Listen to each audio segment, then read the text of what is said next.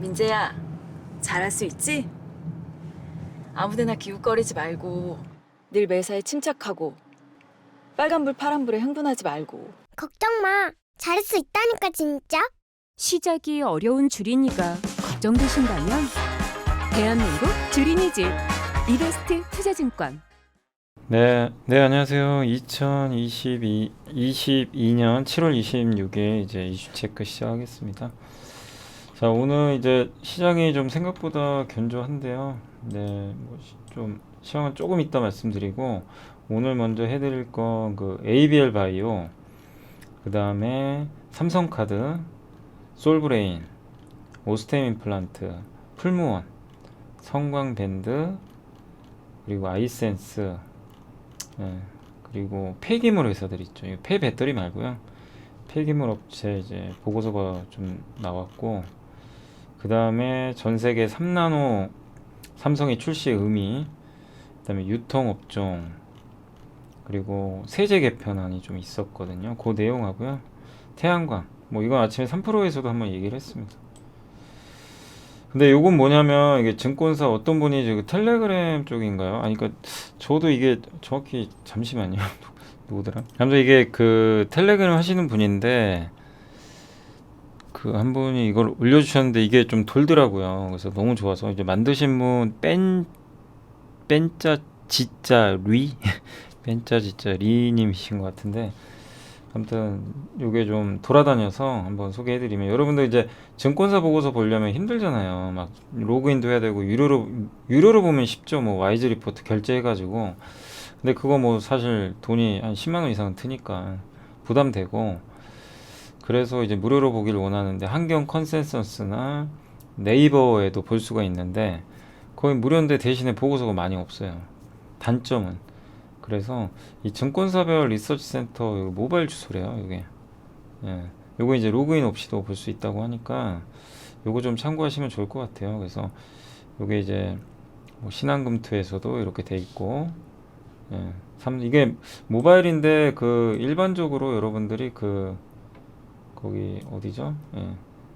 뭐 인터넷 그 여기 PC상으로도 요거 이렇게 딱 치시면, 좀 쳐볼까요? 이렇게 뜨더라고요. 예, 이렇게 해서 이제 뭐 예를 들면 오늘 한국 오스템 임플란트 궁금하다. 그럼 밑에 여기 자료 딱 뜨죠. 그래서 이런 식으로 이렇게 볼 수 있다고 하니까. 예. 그래서 요 주소는 제가 이거 적어드릴 수가 없고, 여러분이 그냥 요거 캡처를 하시든 직접 한번 쳐 넣으셔야 될 것 같아요. 예, 이거는 뭐 왜냐면 제가 여러분들한테 이 주소를 전달할 방법이 없어요. 그죠? 뭐 제가 뭐 어디 보내드릴 방법이 없다 보니까. 그래서 증권사별 리서치 센터 모바일 주소니까, 예, 요 제가 천천히 내릴게요. 뭐 삼성증권 좀 수고스럽더라도 요런 좀 주소가 있다는 거, 신한금투, 삼성, 미래, 다올, 요 주소대로 하시면 되고, 유한탄 너무 기네요. 밑에 유한타, 하이투자, 유진투자, 예, 그리고 IBK 투자까지 이렇게 있습니다. 하나 더 내릴까요? 멈춰서 나중에 보시면 돼요. 밑에 현대차증권, 그리고 저희 이베스트는 그냥 뭐 홈페이지 들어오시면 되고, 이베스트, 하나증권, 네, 이렇게 돼 있습니다. 그래서 요 주소들 한번 뭐 참고하셔가지고, 뭐 이게 약간 노가다가 될 수도 있는데 제가 뭐 전달해줄 방법이 없어가지고 좀 죄송합니다. 이거. 네, 아무튼 요거 좀 참고하시면 되겠고, 아니면 뭐 제가 이게 아무튼 한번 제가 방법은 연구해 볼게요. 아무튼 요게 이제 무료로 좀 볼 수 있는, 로그인 없이 다시 한번 신한금투, 삼성증권, 미래에셋, 다올 딱 나와 있고, 그다음에 5개 유한타, 하이투자, 유진투자, IBK, 현대차증권은 이렇게 되어 있습니다. 그리고 이베스트, 하나증권 이렇게 되어 있으니까 요거 나중에 좀 필요하신 분들은 이거 멈추기 하신 다음에 캡처를 하셔가지고 그대로 한번 써보세요. 요 밑에 요 선이 있죠. 요거 이게 일직선으로, 그거는 그냥 이 링크이기 때문에 그렇게 돼 있는 거고, 저 위에 뭐 m.ibks 이렇게 쓰시면 돼요. 그냥. 따라서 쓰시면 아마 되지 않을까 싶습니다. 아무튼 요런 게 있으니까 한번 좀 참고하시면 되겠고, 그다음에 ABL 바이오 저희 당사의 강한혜 연구원님이 어제 폭락을 했잖아요. 어제 이유가 있었어요. 그 뭐냐면 그 이제 이걸 뭐라고 해야 될까요? 그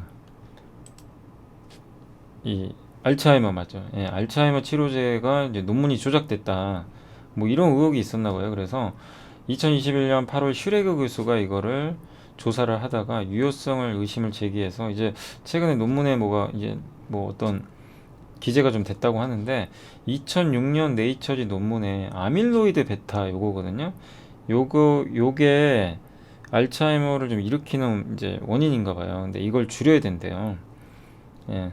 근데 이 논문은 저널 게재 후에 여러 차례 인용이 됐고, 이제 그러니까 결론은 뭐냐면 알츠하이머 치료제로서 아밀로이드 베타라는 성분이 있어요. 이게 줄어들어야 이제 알츠하이머 치료를 할 수 있다. 요 내용이에요, 한마디로. 요게 줄어들어야 이제 그 논문인데, 그래서 이를 기반으로 이제 많은 업체들이 또 연구를 했고, 예. 근데 이제 일각에선 이런 일도 있었대요. 아밀로이드 베타만 줄인다고 그게 치료가 되냐, 이런 의문보도 좀 있었대요. 예. 근데 이 교수는 계속 이제 그 의문을 제기한 거죠. 예. 그래서 논란이 된 논문은 아밀로이드 베타 요 556이라는 요 제품인가 봐요. 요 성분. 예. 그래서 요걸 좀 중점으로 다루는데, 그래서 아밀로이드 베타 중에서도 저 56 있죠, 56. 저거를 특정한 거예요. 그래서 뭐 모든 아밀로이드 베타에 문제가 생겼다. 그래서 저도 사실 이게 바이오는 좀 제가 지식이 부족해서 정확히 뭐라고 말씀 못 드리겠지만요. 어쨌든 아밀로이드 베타와 관련된 모든 알츠하이머 연구에 대한 부정을 주장할 필요는 없다. 그런 내용이에요. 그러니까 모두 다 안 좋게 볼 필요는 없다. 그리고 바이오젠의 아두카누맘이 제일 유명하죠. 또 일라이릴리의 도나넷맙, 좀 발음이 어려운데, 이런 이제 후기 임상 단계에 있거나 상용화가 된 약물이 대부분 이런 저 아밀로이드 베타를 타겟으로 한대요. 그런 내용인 것 같습니다. 그래서 이제 그게 뭐 이 유효성 의심이 제기돼 가지고 이쪽 알츠하이머 관련된 기업들 주가가 급락을 했거든요. 예. 근데 어쨌든 저런 걸 좀 부인하는 그런 이제 내용이다 보니까 이 후기 단계 알츠하이머 치료제들한테 치명적일 수도 있대요. 근데 알츠하이머 치료제가 저것만 있는 건 아니거든요. 다른 걸 타겟으로 하는 제품들도 있으니까 모두 싸잡아서 나쁘게 보지 말자. 그리고 ABL 바이오는 뭘 하는 회사냐면은 BBB 셔틀이라고 있어요. 이게 뭐냐면 내 혈관 있죠. 여기에 약물이 있으면 내 혈관 장벽을 통과를 해서 약물이 들어가야 될 거 아니에요. 그걸 도와주는 게 BBB 셔틀이에요. 기술이에요. 플랫폼 기술. 그거를 해주는 이제 항체 운반 역할을 해주는 기술인데, 이걸 만드는 회사입니다. 근데 이제 어제 급락했던 건 이게 뭐 이렇게 알츠하이머 안 좋아지면 이것도 이제 쓰임새 필요 없는 거 아니냐, 막 이제 이런 내용들이 좀 있었던 것 같아요. 근데 실제로는 너무 이제 그건 앞서 나간 거고, 이게 뭐 아까 아밀로이드 베타만 치료제가 있는 게 아니잖아요. 그리고 동사가 사노피하고 이제 빅딜을 체결을 했는데, 이건 파킨슨 치료제예요. 그건 파킨슨병. 그러니까 엄연히 좀 다르잖아요, 알츠하이머랑. 그래서 파킨슨 치료제와도 사실 어쨌든 무관하죠. 예. 그리고 아밀로이드 베타 외의 물질들과 추가 계약할 수 있잖아요. 그러니까 아밀로이드 베타가 문제라면 다른 성분으로 또 계약을 맺을 수 있기 때문에 이것만 있다고 생각하면 안 되겠죠. 근데 시장은 아밀로이드 베타의 의문보를 제기하면서 여기 관련된 알츠하이머 치료제 기업들은 좀 이제 안 좋게 보고 주가가 폭락했다. 근데 ABL 바이오는 그렇게 우려할 상은 아니다. 라는 그런 얘기인 것 같아요. 그래서 저도 좀 어렵습니다, 이런 내용들이. 그렇지만 좀 최대한 쉽게 설명해 드렸고, 뇌질환은 먼저 뇌 혈관 장벽을 뚫고 뇌에 도달해야 되거든요. 이게 가장 중요한데, 동사의 플랫폼에 대한 니즈는 계속 될 수 있대요. 그러니까 뇌에 도달하는 거에 가장 중요하기 때문에 그렇게 생각을 해주시면 좀 좋을 것 같습니다. 그래서 그 내용이니까 뭐 어제 너무 갑자기 좀 빠져가지고 혹시라도 뭐 ABL 바이오 갖고 계신 분들은 좀 놀라셨을 것 같긴 한데, 이 내용 좀 이해가 가세요? 그래서 혹시 좀 모르시면 주주분들은 회사에 한번 전화도 해보세요. 오늘도 좀 빠지는데 물론 결코 좋은 내용은 아니에요. 예, 좋은 내용은 아닌데 너무 우려할 사항은 아니다라는 게 이제 저희 당사 애널리스트의 좀 얘기니까 좀 참고하시고 더 궁금한 건 한번 회사에 꼭 문의를 해보시기 바랍니다. 주주분들은. 그리고 삼성카드가 키움에서 서영수 연구원이 목표주가 올렸습니다. 올린 거 참 오랜만에 봤고 실적 되게 좋았고요. 그러니까 왜 높은 평가를 받았냐면 지금 환경이 너무 안 좋아요. 경기 안 좋고 신용카드 매출도 줄 수도 있고 수수료율은 낮아지고 거기다가 금리 오르니까 자금 조달할 때 리스크가 있고 그런데도 깜짝 실적이 나왔어요. 그래서 동사는 위기에서 이익을 내고 있대요. 이걸 인정해야 된다. 그래서 가장 위기에 강한 기업이고 레버리지 비율도 낮고 그 다음에 자금이 장기 조달 비중이 제일 높대요. 그래서 금리 상승에 있어서도 상당히 유리한 편이고 그리고 뛰어난 영업력으로 점유율 상승도 지속되고 있다. 그런 내용입니다. 그래서 배당 수익률도 한 6.8% 정도 되니까 뭐 여러모로 매력이 있죠. 뭐 삼성카드야 뭐 작년부터 우리 워낙 많이 공부해봤는데 그러니까 성장 매력은 없고요. 그냥 안전하죠. 배당 많이 주고. 그래서 작년에 배당 많이 주니까 배당락 보세요. 그 박살 났다가 또 회복됐다가 빠졌는데 또 연말 되면 올라갈 확률이 높죠. 이제 배당 때문에. 그래서 지금은 배당 매력 충분한 그런 기업으로 보시면 좋을 것 같습니다. 솔브레인 오늘 목표 주가 유지했고 3분기 사상 최대 실적, 2분기 좋고요. 반도체 소재 판매 호조고 디스플레이만 좀 안 좋다고 합니다. 그리고 삼성전자 하이닉스가 신규 공장 가동 들어가서 판매량 증가하고 2차전지 전해액도 그러니까 반도체 2차전지 전해액 디스플레이 소재 이 세 개를 공통적으로 만드는 회사가 이제 그 솔브레인이다라고 보시면 돼요. 퍼도 낮고 그래서 요즘에 워낙 안 좋죠. 이쪽 시장 분위기가. 그렇지만 솔브레인은 실적은 좀 좋으니까 긍정적으로 보자. 사실 6월 전만 해도 되게 분위기 좋았거든요. 이때만 해도 원래 갈 수 있었어요. 근데 이때 6월에 증시가 폭락하면서 반도체 그냥 다 빠져버렸죠. 다시 회복될 가능성은 있으니까 뭐 이제 거의 저점이잖아요. 그죠? 그래서 잘 가져가시면 좋을 것 같습니다. 이제 실적만 잘 나오면 되겠죠. 오스테인 플란트는 목표 주가 올렸고요. 2분기 어닝 서프라이즈. 놀라운 건 러시아, 중국이 여전히 잘 나가요. 우려를 많이 했는데 그러니까 뭐 횡령 사고도 있고 아무튼 뭔가 좀 내부적으로 문제들은 있었지만 그거는 그거고 회사의 기업의 실적은 우리가 뭐라고 할 수는 없는 것 같습니다. 돈은 잘 벌어요. 그거 인정해야죠. 뭐. 근데 투자하기가 좀 꺼려지는 건 솔직히 사실입니다. 덴티움은 좀 그런 이슈가 없는데 오스템 실적 좋잖아요. 근데 약간 이제 오스템플 투자하기가 꺼려지는 게 어쨌든 횡령 사고 났죠. 뭐 약간 어쨌든 불미스러운 일들이 좀 있었잖아요. 그러다 보니까 막 이게 편하게 투자하기는 좀 어렵죠. 근데 뭐 그거는 여러분들이 판단해 주시고 다만 펀더멘탈은 괜찮아요. 돈 잘 벌고 있습니다. 실적 좋고 그리고 제발 저도 좀 당부드리고 싶은 게 수출 데이터 가지고 너무 단타 치지 마세요. 수출 데이터 7월 1일부터 10일 10일 20일 이거 데이터 안 나오면 주가 폭락하거든요. 근데 여기도 적혀 있잖아요. 그 수출 데이터도 중요하지만 현지 법인의 매출이 발생하는 시점하고 수출이 나가는 거랑 다르대요. 그러면 수출이 작년보다 7월 1일부터 10일까지 감소해도요. 실제 매출은 좋을 수도 있는 거예요. 이 차이 때문에 그런 거니까. 근데 주가는 막 그런 것 나오면 그냥 폭락하고 얼마 전에 덴티움 기억나세요? 임플란트 수출 안 좋다고 이 폭락한 거 이날 기억하시죠? 저도 그날 한번 얘기했던 기억이 나긴 나네요. 이때 당시에 그 수출 데이터 보고 아마 던진 것 같다. 근데 좀 황당하더라고요, 진짜. 근데 다시 올라오잖아요.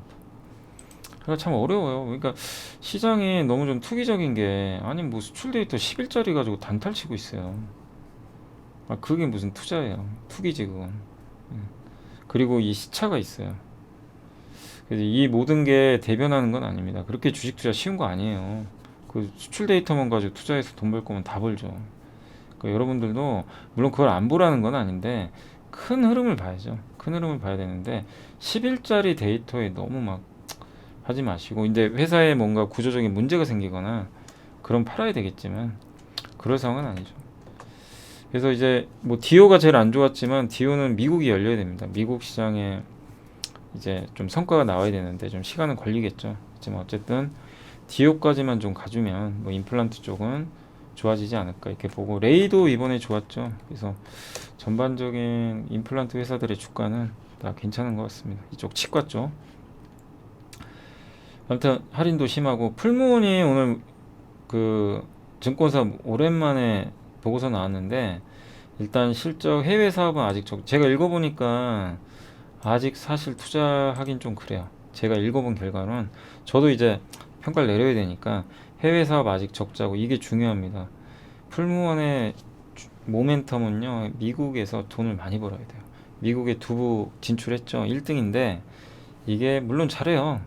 근데 아직도 적자라면 문제가 있죠. 이게 흑자로 바뀌어야 됩니다. 근데 이 애널리스트 얘기는 두부 공장 증설을 했고 앞으로도 내년에 동부 지역도 증설을 하니까 좋아진다. 요 내용입니다. 그러니까 좋아질 가능성이 있다. 예, 주가 많이 빠져 있고 그런 얘기라고 보시면 돼요. 단 저는 여전히 뭐 풀무원 쪽에 투자하시는 거는 아직은 좀 이렇게 좋은 전략은 아니다라고 왜 말씀드리냐면, 올해 예상 실적 대비해서 퍼가 18배나 되고요. 싸지가 않아요. 예, 비싼 편이에요. 그죠? 대상이 6배, 7배고 제일제당도 한 10배, 오리온도 한 12배 되는데 너무 비싸요. 삼양식품도 한 10배 되죠. 그러니까 다른 음식료에 비해서 엄청나게 매력이 있는 건 아닌데 비싸단 말이에요. 그러니까 우리가 선택을 할 때 상대평가도 해야 되니까. 그래서 풀무원이 나쁘다가 아니라 더 좋은 대안이 있기 때문에 저는 이쪽은 좀 관망하자. 단 보유하신 분들은 가지고 가보세요. 왜냐하면 주가 많이 빠졌고 이제 나쁠 거 있나요? 뭐 그죠? 그리고 증설도 하고. 그래서 미국의 흑자 전환을 한번 기다려 보세요. 근데 그게 되면 주가는 많이 갈 겁니다. 근데 아직은 아니에요. 그래서 아직 아닌 것만 아닌 상태에서 기대감만 가지고 투자하기에는 다른 대안들이 많으니까 풀무원은 일단 뭐 혹시 보유나 아니면 관망, 이게 좀 낫지 않을까 개인적으로는 생각을 하고 있습니다. 그래서 어쨌든 오늘 이제 이 보고서로 주가 오랜만에 올랐습니다. 성광밴드 우리 뭐 잘 아는 기업이죠. 뭐 이렇게 LNG 피팅, 관 이음새, 파이프라인이 이렇게 휘어질 때 휘어지는 그걸 연결해주는 거고요. 북카타르 국영기업인 QE가 연간 LNG 생산 규모를 앞으로 7,700만 톤에서 1억 2,600만 톤까지 확대하는 증산 계획을 2019년에 발표를 했습니다. 그래서 그 수주가 계속 나와요 지금. 그리고 LNG 터미널 독일도 이제 5개나 짓는데요. 지어야죠. 왜? 천연가스 받아야죠. 지금 독일은 급해요. 가스 파이프라인으로 러시아에서 받기만 했는데 LNG가 없어요. 바다에서 받아야 되는데 없어요. 터미널이 있어봤죠. 그래서 FSRU라고 중고 LNG 선박 이용해서 개조해서 그거 기화 장치 이제 하려고 하는 것 같고, 육상 LNG 터미널도 만들 것 같습니다. 그래서 이 시장 커지겠죠. 그래서 성광밴드 당연히 좀 긍정적인데 주가도 안 비쌉니다. PER이 8.6배.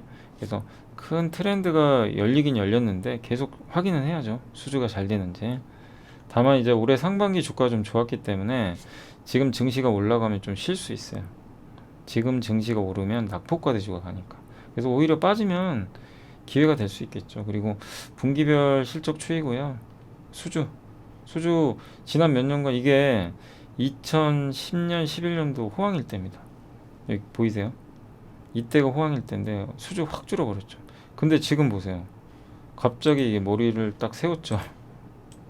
위로 수주가 뻥 터졌어요. 의미가 있는 거죠. 왜냐하면 이 회사는 수주가 다 매출로 잡히니까 앞으로.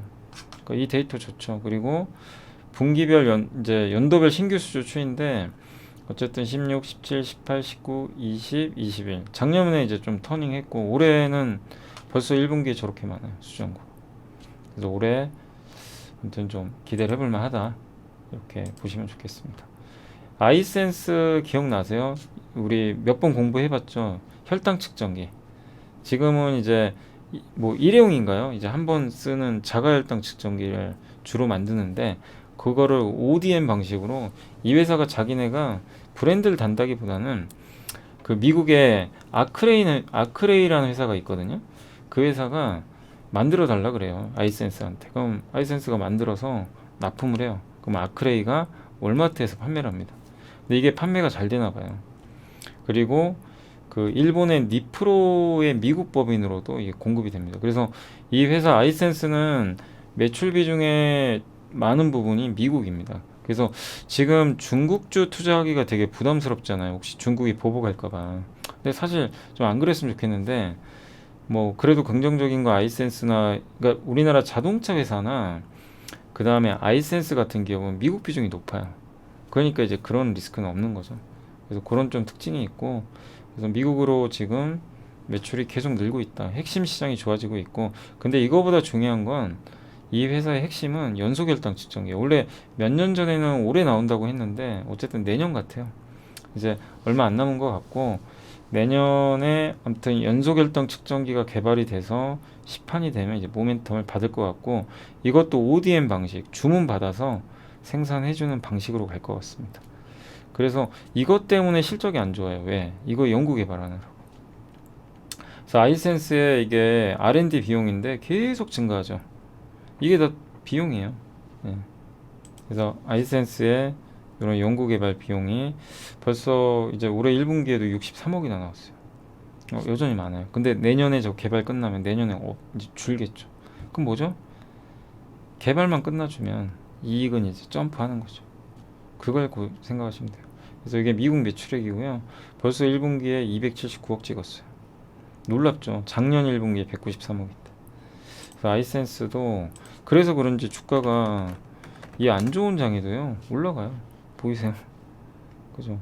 안 좋은 장에도. 요새 왜 갑자기 이렇게 올랐죠? 저도 최근엔 저도 좀 업데이트를 안 해가지고 그죠? 요새 뭐 특별히 뉴스 나온 건 없는데 아무튼 이 기업은 그러니까 이런 거죠. 요런 걸 한번 고민해 보세요. 뭐냐면 작년에도 우리가 공부를 이거 해봤죠. 안 갔어요. 작년에도 이 비슷한 내용을 제가 소개해드렸고 정우시 연구원님이 쓰고 주가 안 가더라고요. 네, 그리고 막 오히려 막 급나가고 답답했죠. 그리고 또 빠졌다가 또 올라갔다 또 이제 이땐 증시 안 좋을 때인데 또 올라가요. 이러다 또 급나갈 수도 있어요. 근데 뭐냐면 주식 투자에서 쉽게 돈 버는 건 사실 없고 아이센스는 본업은 되게 잘해요. 일단 그 자가 혈당 측정기 절대 강자입니다. 근데 이 회사가 이제 시장이 제일 큰 연소결당 측정기 당뇨 치료 받으시는 분들 같은 경우는 혈당 측정 해야 되잖아요. 그래서 그 항상 이거를 체열을 하면 힘드니까 연소결당 측정기 뭐냐면 몸에 패치를 해요. 이게 붙여요. 그 스마트폰으로 내가 보는 거예요. 되게 편리하죠. 네, 그런 이제 방식인데 그 시장이 엄청 크잖아요. 근데 이거를 몇 년 전부터 개발을 해서 이제 거의 완성 단계예요. 시간이 문제입니다. 언제 끝나냐. 그러니까 아이센스를 못 기다리시는 분들은 다 떨어져 나갔고 이제 된다 믿고 투자하신 분들은 계속 이제 버틴 거죠. 네, 이제 그 시기가 다가오는데 다만 리스크 요인은 개발 실패하면 또 폭락입니다. 그래서 100%는 없는 거예요. 그래서 여기에 대한 부분은 그러니까 이 기업을 투자하신 분들이 감당을 해야 돼요. 그 전에 실패할 수도 있어요. 그래서 어려운 겁니다. 근데 성공했을 때 보상은 엄청나겠죠. 근데 아무튼 이제 내년으로 예상을 하니까 얼마 안 남았습니다. 그래서 아무튼 아이센스는 지금 본업으로 돈 잘 벌고 하니까 한번 좀 잘 관찰해서 그러니까 여전히 뭐 들고 가셔도 되지 않을까 싶습니다. 그런 이제 내용을 좀 말씀을 드리고 싶고요. 자, 그 다음에 이제 리사이클 폐기물 업체인데 참 오랜만입니다. 그래서 폐기물 시장이라는 게 과점화돼 있고 아무나 못해요. 정부 허가 받아야 됩니다. 그리고 가격이 계속 올라가요. 매립 단가가. 그리고 이 재활용을 많이 해요. 예전과는. 그러니까 이거를 어떤 폐기물을 받은 다음에 땅에 묻거나 소각하는 그런 것도 있지만 매립하고 매립, 소각, 재활용 3개예요. 그러니까 폐기물은 이렇게 생각하세요. 매립, 그러니까 폐기물을 받아요. 땅에 묻거나 불에 태워서 날려버리거나 불에 태워서 날린 다음에 그 열이 발생하죠. 그걸 스팀이라 그래요. 그 스팀을 판매하기도 해요. 그걸 하는 회사가 코인텍이에요. 그리고 또 한 가지가 재활용. 재활용하는 회사가 인선이엔티. 건설 폐기물 회사거든요. 그러니까 건설 현장에서 나오는 폐기물을 받아다가 재활용해서 돌려줍니다. 그걸 하는 게 이제 인선 ENT. 그리고 YN텍이라는 기업은 주로 매립 요걸 하는 거예요. 근데 이 산업은 아무도 안 하려고 하니까 설치하기도 힘들어요. 혐오 시설이죠. 그래서 정부 규제가 들어가고 아무 데나 설치할 수도 없어요. 그래서 경쟁이 치열할 수가 없어요. 그러니까 뭐냐면 폐기물 투자의 가장 장점은 진입 장벽이 높아요. 누가 들어와서 해방을 못 나요. 이 장점은 있는데 대신에 정부 규제가 심합니다. 그죠? 예. 그걸 좀 생각하시면 돼요. 그래서 공급 줄고 수요는 또 증가합니다. 왜냐면 폐기물 수요는 늘어나니까. 그리고 재활용 수요가 엄청납니다. 배터리까지 이제 재활용해야 되니까. 그래서 이런 회사들에 대해서 좀 관심 가지자. 그래서 타픽은 인선 ENT, 코엔텍, YN텍이고 제가 읽어본 결과로는 이건 저의 그냥 생각입니다. 인선 ENT에 좀 무게를 두시는 것 같아요. 그래서 건설 폐기물 회사고 건설 폐기물 관련 수집, 중간 처리, 매립까지 밸류체인. 그리고 이 회사 자회사 중에 인선모터스 기억나세요? 작년에 폐배터리 얘기도 했었죠. 근데 아직은 좀 시간이 걸리는 것 같은데 인선모터스 중심으로 폐배터리 사업도 하는 걸로 제가 알고 있어요. 그래서 인선 ENT는 한번 관심을 가져볼 필요는 있고 또 건설 폐기물 시장 커질 수밖에 없는 게 이제 재건축 재개발이 활성화 되겠죠. 정부 정책적으로. 그럼 폐기물 많이 나옵니다. 그래서 주택 공급이 늘어나면 좋아요. 실제적으로. 코엔텍은 주로 소각업체를 많이 해요. 이 회사의 장점이 하나 있어요. 배당을 많이 줘요. 코엔텍은 영남 쪽에 있고 YN텍은 저기 여수 쪽으로 알고 있습니다. 그래서 이 회사는 환경 서비스, 해상 운송 이런 걸 하고 있고 골프장 등의 사업을 영위준인데 좀 사업을 되게 다양하게 하죠. 핵심은 매립지 그걸 하고 있습니다. 그래서 인선 ENT가 PER이 한 12배, 코엔텍이 12배, YN텍은 상대적으로 제일 싸요. 가장 좀 저평가. 근데 항상 그렇지만요. 여러분들 이걸 생각하세요. 어제도 그 엠노라는 기억나세요? 공급망 관리. 우리 공급해봤죠? 예. 근데 이 기업을 볼 때요. 순수한 업체를 좀 좋아해요. 시장은. 그러니까 엠노는 공급망 관리해주는 그 이제 소프트웨어를 만드는데 거의 요것만 해요. 근데 어제 오라클 있죠. 오라클이나 삽 이런 데는 다양한 소프트웨어를 만들어요. 그래서 퍼가 낮아요. 근데 이 엠노 같은 경우는 요거만 하죠. 그리고 도전 비전도 좀 다양하게 하긴 하는데 엠노가 더 비싸게 받아요. 왜? 엠노는 하나의 스페셜리스트 집중하는 거죠. 그러니까 이게 맞는지는 저도 잘 모르겠어요. 근데 인선 ENT는 건설 폐기물 위주, 코엔텍도 폐기물 위주인데 YN텍은 보세요. 폐기물도 하는데 다른 걸 좀 걸쳐서 해요.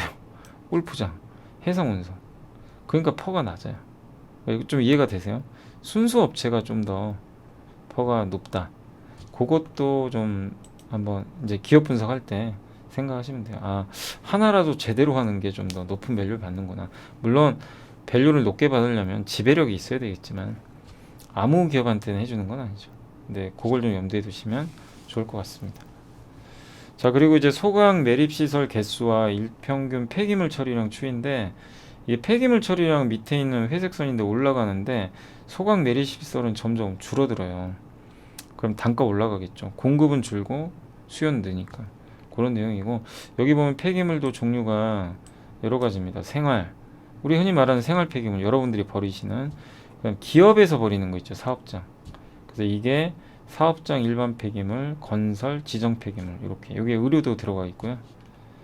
그리고 생활 폐기물, 사업장 생활계, 그러니까 사무실 백화점에서 버리는 것도 생활 폐기물인가 봐요. 예, 이렇게 좀 구분되어 있으니까 한번 뭐 이것도 공부하시면 되겠고 전체 폐기물 발생 현황에서 건설 폐기물이 이게 맨 위에 있는 그 노란색인데 급격하게 증가하고 있고요. 사업장도 증가합니다. 생활 폐기물은 그게 크게 늘진 않죠. 그러니까 인선 ENT한테는 유리한 그림이죠, 이게. 그리고 폐기물을 재활용하는 비율인데 건설 폐기물은요 거의 100% 다 재활용을 한대요. 그러니까 요걸 하는 회사가 인선 ENT인데 이 재활용 시장이 커지잖아요. 그런 면에서 긍정적으로 보는 것 같습니다. 네, 그리고 배출, 수집, 운반, 중간 처리, 재활용하거나 소각. 그러니까 아까 말씀드렸죠. 재활용을 하든가 소각하든가 매립하든가 셋 중에 하나입니다. 그래서 이 수집, 운반, 재활용하는 업체들은 이렇게 많아요. 많은데 건설 폐기물 하는 업체는 확 줄죠. 소각은 더 적고요. 매립은 진짜 적어요. 이렇게 업체들은 돼 있고, 요게 이제 인선이엔트의 그 사업 보물 매출 비중인데 건설이 제일 많고요. 매립이 11%. 근데 자동차 재활용이 여기 있죠. 이게 자회사 인선모터스입니다. 그리고 이게 주주 현황이니까 참고를 해주시면 좋겠습니다. 다만 좀 아쉬운 건 저는 인선이엔트가 PER이 10배 이하면 좋겠어요. 예, 지금 한 12배인데 물론 지금도 많이 빠져서 쌉니다. 근데 약간 실적이 조금 슬로우해졌죠. 그래서 뭐 이번 2분기 실적은 봐야 되겠지만 어쨌든 지금 주가도 절대 비싼 건 아닌데 다만 이제 PER이 한 12배 되니까 뭐 엄청 저평가는 아니에요. 예, 그래서 내년을 보시고 투자를 하는 게 맞지 않나. 예, 올해 뭐 엄청 대박 납니다. 이렇게까지 생각할 필요는 없는 것 같아요. 아무튼 많이 빠졌습니다. 빠졌고 실적도 좀 1분기가 실적이 좀 안 좋았어요. 근데 2분기부터 터닝하니까 내년을 본다면 내년 실적 기준으로 10배가 안 되거든요. 그래서 한번 잘 관찰해 보시면 좋을 것 같습니다.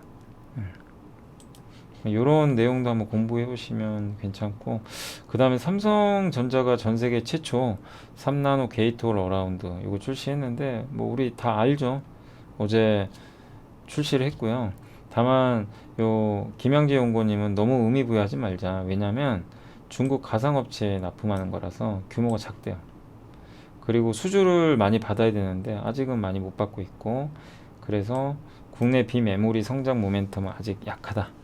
이런 내용이고, 그 다음에 TSMC가 24년부터 2나노 GAA 공정을 양산을 한다고 합니다. 그러니까 TSMC가 더 많이 앞서가요. 사실 지금 어떻게 보면. 그것도 좀 하나의 아쉬운 점이죠. 삼성 입장에선. 그래서 이미 애플과 퀄컴, AMD 등 핵심 고객사 물량을 확보를 했고요. 3나노. 그러니까 TSMC가 저만치 도망가니까 저도 안타까워요. 삼성이 좀 제발 쫓아갔으면 좋겠는데 아직 고객사가 부재하고 3나노 먼저 시작을 했는데 TSMC에 밀리는 건 뭐 인정해야죠. 그래서 이 경쟁에서 이겼으면 좋겠습니다. 예, 그건 1년 후에 우리가 알 수 있을 것 같아요. 아무튼 뭐 삼성이 잘 되길 바라지만 현실은 아무튼 인정할 거 인정하자고요. TSMC가 훨씬 잘한다. 아직은 그 내용입니다.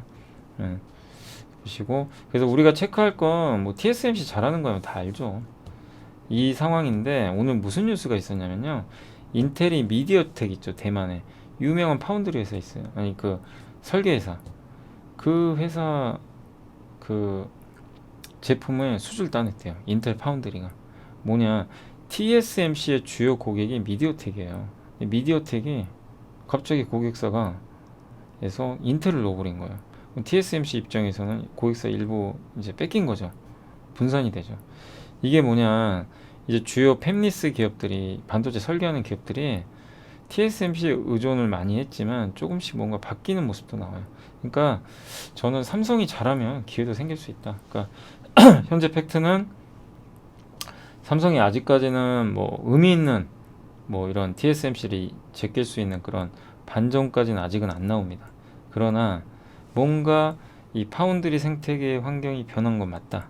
그래서 좀 한번 기대감을 갖고 뭐 최소한 내년 6월까지는 좀 잘 지켜보자고요. 내년에 또 2세대 방식으로 나온다고 하니까 삼성이 잘 되기를 좀 응원하는데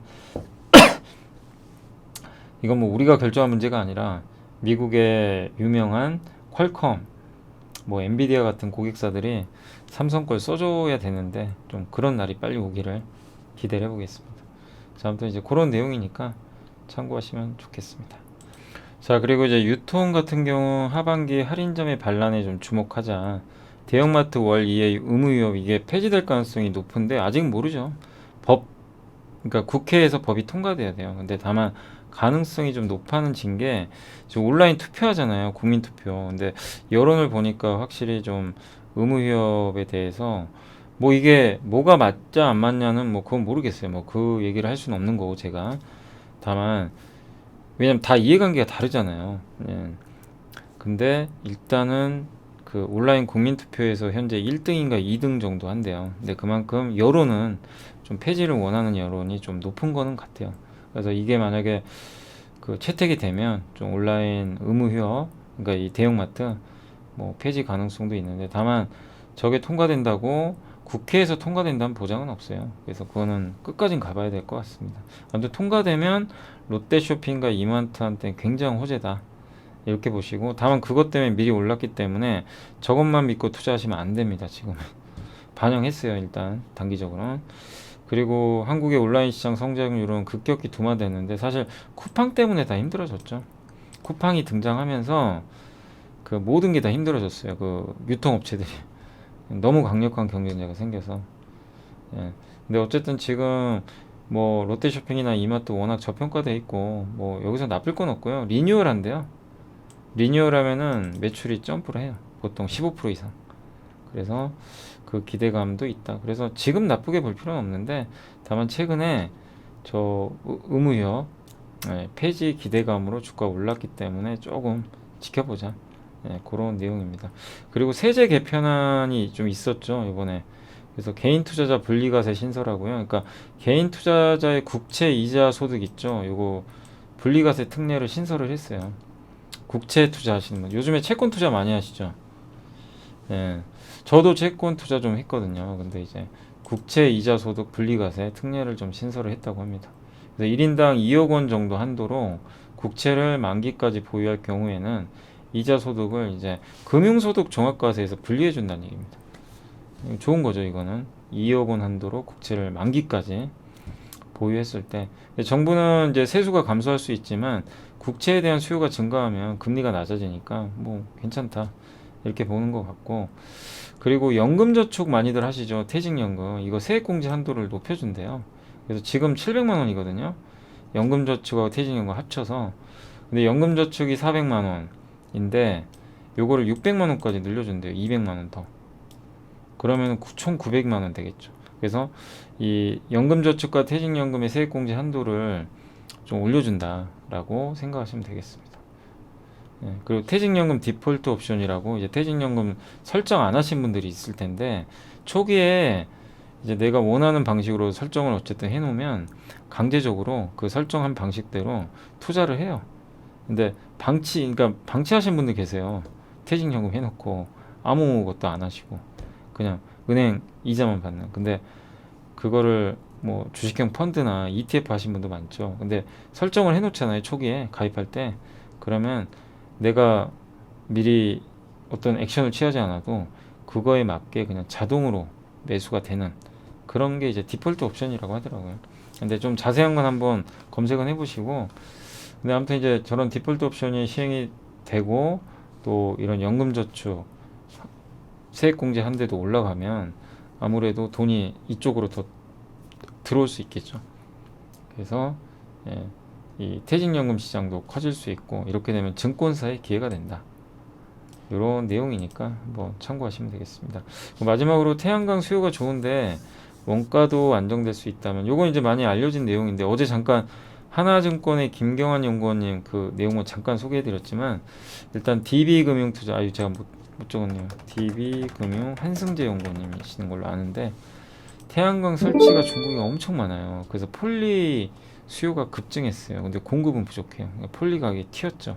근데 이게 너무 비싸지니까 태양광 설치는 해야 되는데 못해요. 그러니까 폴리실리콘을 원료로 태양 전지 있죠, 이걸 만드는 거예요. 아셨죠? 그래서 폴리실리콘이 원료인데, 이 원료값이 올라가니까 이게 원료비가 비싸니까 많이 못 만들죠. 태양광을 그래서 설치량을 늘리기가 어려운 거죠. 그래서 일단 요거 좀 가격을 좀 진정시켜야 되겠다. 그래서 중국 정부에 약간의 언급이 있었나 봐요. 그러면 폴리 가격이 좀 꺾일 수 있겠죠. 그런데 이걸 떠나서라도 하반기에는 자연스럽게 그 공급이 늘어난대요. 이 증설을 해놓은 게 있어서. 그러니까 안 그래도 하반기부터는 좀 폴리 가격이 꺾일 텐데, 저 정부에 좀 저런 발언이 있으면 폴리 가격이 더 꺾일 수도 있죠. 중국은 공산주의 국가이기 때문에.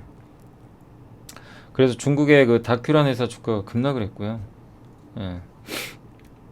그래서 한국의 어제 OCI가 어제 설명드렸지만 폭락한 겁니다.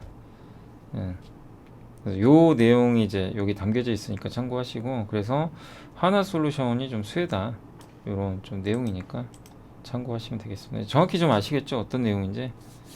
예, 중국 정부의 좀 개입이 좀 시작될 수 있다. 근데 폴리 가격이 여기서 쉽게 꺾이긴 좀 어려워요. 그렇다고 한 번에. 워낙 수요가 많아서요. 정부에서 규제는 하겠지만 다만 OCI한테는 좀 안타까운 일인 게 중국이 저렇게 나가버리면 모멘텀이 훼손되니까 그 점은 좀 아쉬울 수밖에 없습니다. 반면에 하나솔루션 같은 기업은 좋은 거죠. 원가 부담이 해소되니까. 예, 그런 좀 내용을 나왔다라고 정리하시면 일단 될 것 같습니다. 자, 그래서 오늘 이제 보고서는 이렇게 좀 한번 설명을 해드렸고요. 자, 그리고 오늘 뭐가 있죠? 아, 그 실적 나온 기업들 몇 개 있으니까 좀 적어놨거든요. 현대제철 오늘 요겁니다. 여기서부터 8,221억 영업이익 나왔고 엄청난 실적이에요. 예, 50% 증가했고 다만 하반기에 실적이 안 좋아질 거래요. 그래서 주가 빠졌던 거죠. 퍼 3배 싸고 TNL 아시죠? 이거 여드름 패치 그 회사 실적 잘 나왔더라고요. 예, 33% 기대보다 15.4% 더 잘 나왔고 그리고 12배 PER은 12배 의료기기니까 뭐 PER이 아주 낮진 않아요. LB세미콘은 어제 한번 말씀드렸죠. 예, 어제 실적 발표했던 어제 얘기를 했었나 모르겠네요. 아무튼 어제 실적 발표했는데 이건 어제 수치예요. LB하고 삼성카드는 어제 겁니다. 어제 제가 정리를 못 해드려가지고 그래서 어제 LB세미콘도 반도체인데 실적 엄청 좋아요. 59% 퍼 7.5배. 삼성카드는 아까 한번 우리 공부했고 이런 기업들이 실적이 좀 좋았다 라고 보시고 내부자 매수는 뭐 특징은 없었고요. 전자공시 쪽에서는 STI 아시죠? 이 회사가 삼성전자에 반도체 제조 장비를 공급했다라는 그런 또 공시가 떴습니다 오늘. 그래서 STI까지 한번 간추려서 말씀을 해드렸으니까 이제 다만 좀 미리 올라서 그런지 오늘 주가는 약간 빠지고 있는 것 같습니다. 자, 오늘 이제 시장 끝나서 좀 마무리 해드릴게요. 오늘 이제 지금 한 2분 남았는데 오늘 종합주가지수는 일단 2410포인트 정도에 끝날 것 같고요. 견조합니다. 뭐 악재가 나와도 오늘 대만이 급락했어요. 근데 대만이 급락했는데도 한국 시장은 정말 잘 버티는 것 같고요.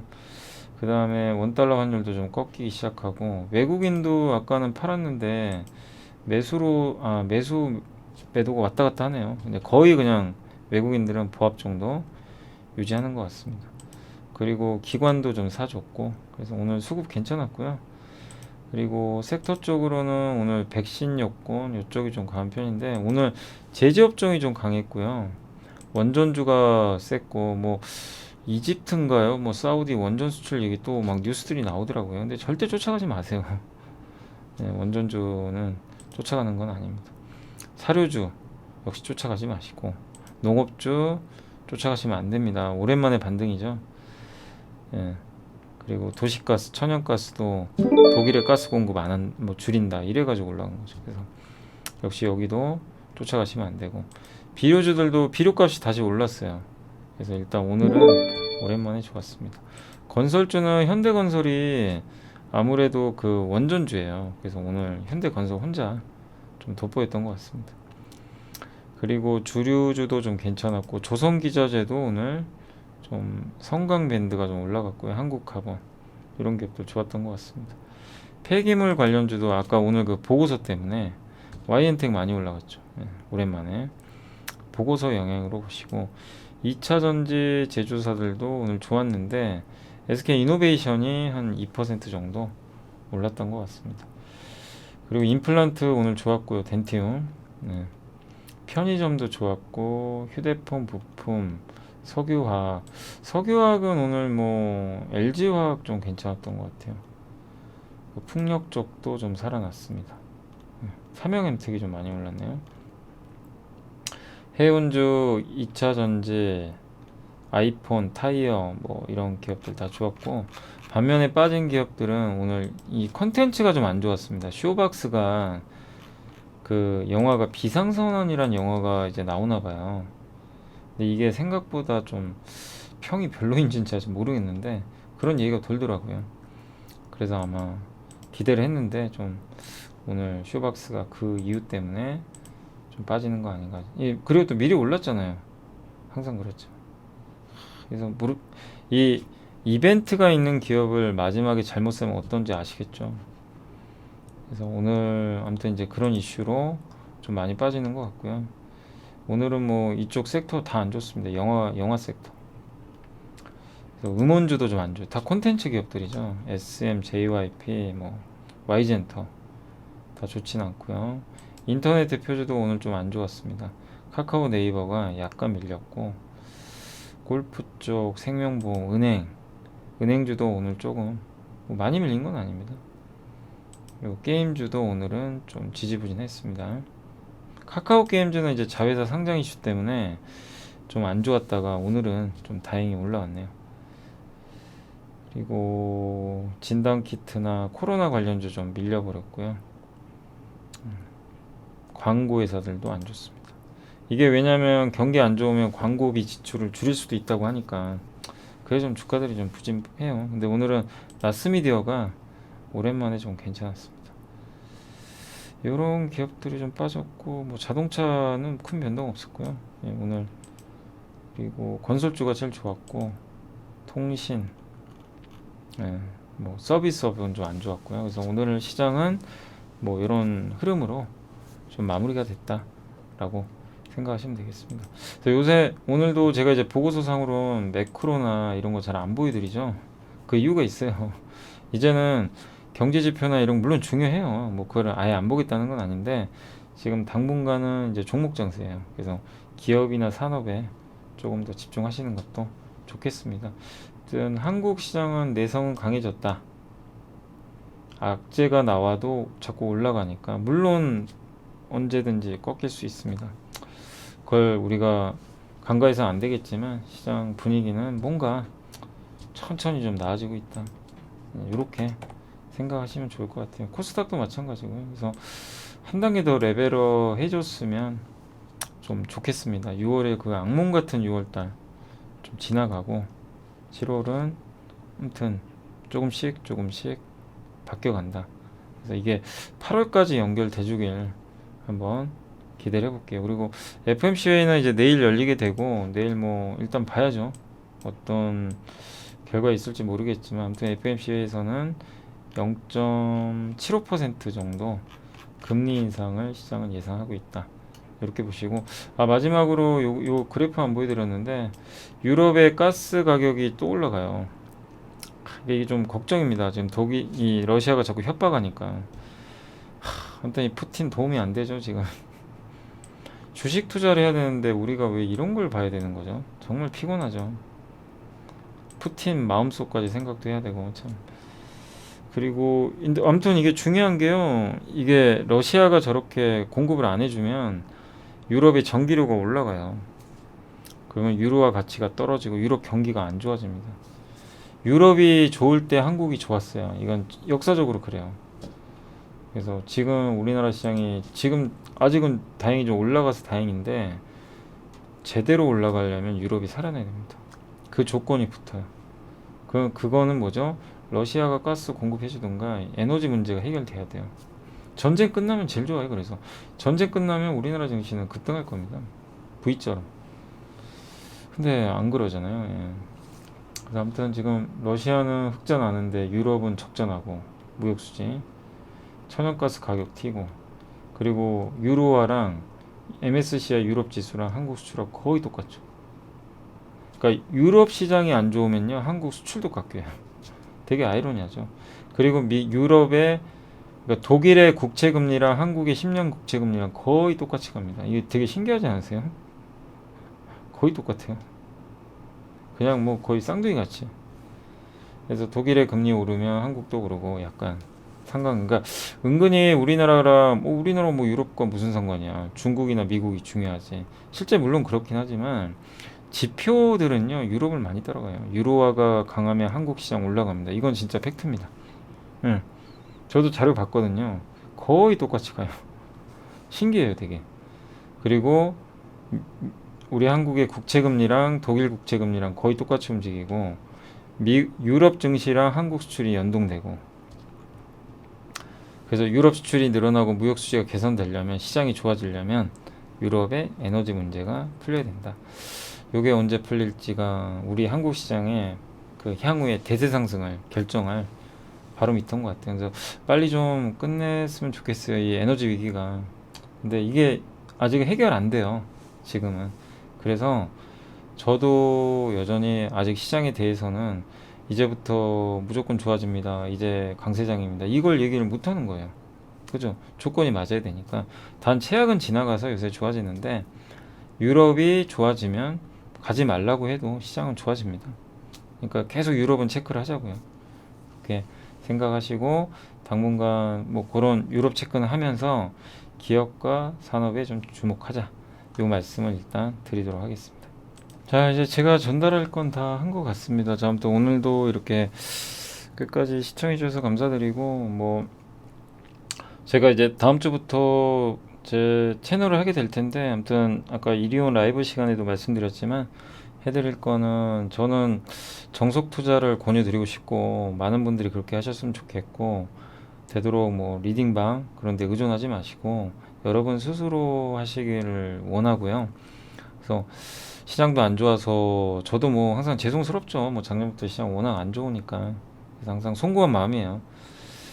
예, 그렇지만 저도 뭐 제가 할 일을 해야 되니까 여러분들한테 계속 좀 이런 도움되는 뭐 정보들, 예, 허황된 뭐 그런 정보가 아니라 이런 이제 증권사 보고서나 전자공시나 실적 이런 걸 종합을 해가지고 말씀을 드리겠고 또 이걸 뭐 우리가 그냥 읽는 데서 그치는 게 아니라 그 안에서 2차적 사고를 해야죠. 통찰력을 발휘해서 무슨 의미가 있는지 그게 보시고 여러분도 꼭 신문도 꼭 보시고 예. 저도 하루에 신문 3개씩 보거든요. 그 어쨌든 발췌를 해요. 이러이러한 내용들이 있는 거를 발췌를 해서 아이디어를 좀 얻고 합니다. 예. 그래도 참 힘들어요. 주식 투자에서 수익 낸다는 건 정말 아무리 공부해도 어려운 게 정답지가 정해져 있지 않잖아요. 변수가 생기니까. 아무리 이게 회사가 좋다고 얘기를 하고 가도 갑자기 뭐 돌발 악재가 생겨가지고 그 회사 CEO한테 무슨 일이 생기거나 회사에 화재 사고가 날 수도 있고, 그죠? 뭐 갑자기 저렇게 올해 상반기쯤 전쟁이 나기도 하고 횡령 사고가 발생하기도 하고 정말 지뢰밭이에요.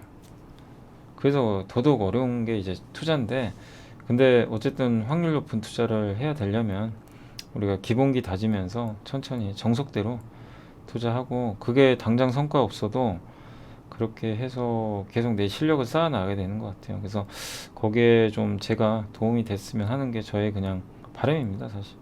예. 그래서 그런 내용들을 앞으로 제가 이제 채널에 많이 담을게요. 교육 영상도 좀 담을 예정이니까 많이 좀 시청해 주시고 사실 뭐 이런 시황방송 있잖아요. 뭐 이렇게 냉정하게 말씀드려서 시황방송은 사실은 그렇게 큰 도움은 안 돼요. 그러니까 오늘 시장이 이랬고 저랬고 이게 장기적으로는 뭐 아주 뭐 주식 투자 실력에 도움은 안 됩니다. 근데 실력에 도움되는 거는 사실 이런 이제 분석이죠. 분석 있죠. 아 지금 이러니까 그러니까 방금 제가 이런 거 분석해 드렸잖아요. 유럽 무역 적자 이게 왜 우리나라랑 연결 관계가 있는지 이런 건 좋죠. 근데 오늘 사실 뭐가 올랐습니다 내렸습니다 이게 뭐 사실 무슨 도움이 되겠어요. 근데 저는 이제 방송에 오늘 한 것도 한번 정리를 그런 거 원하시는 분도 계시니까 해드리지만 중요한 거는 그거보다는 여러분들이 이렇게 분석하는 법을 조금 더 고민을 해보시면 좋을 것 같고 그리고 항상 말씀드리지만 물론 저도 당연하죠. 유튜브 조회수 많이 나온 게 좋죠. 누구나 다 마찬가지입니다.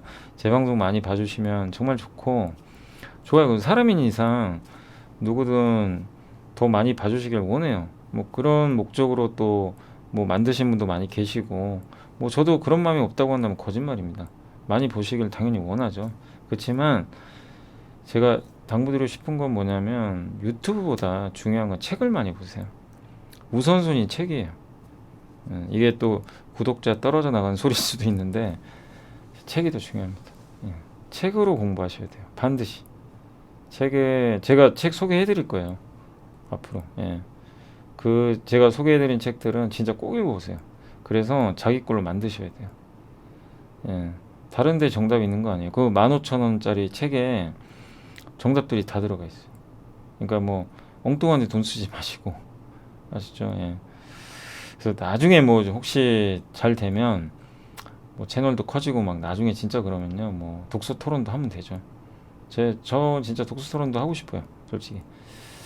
그래서 그런 계획도 있으니까 한번 좀 잘 천천히 투자해 보시면 좋겠습니다. 그리고 제가 이제 전주 간다고 얘기를 해놨더니 이제 또 회사에 전화도 많이 하시는데, 제가 가서 하긴 하는데 전주 가서 방송을 하긴 하거든요. 아니 그 방송이 아니라 그 강연회를 하는데, 전주 문화예술 전당인가요? 뭐 공연장이 있대요.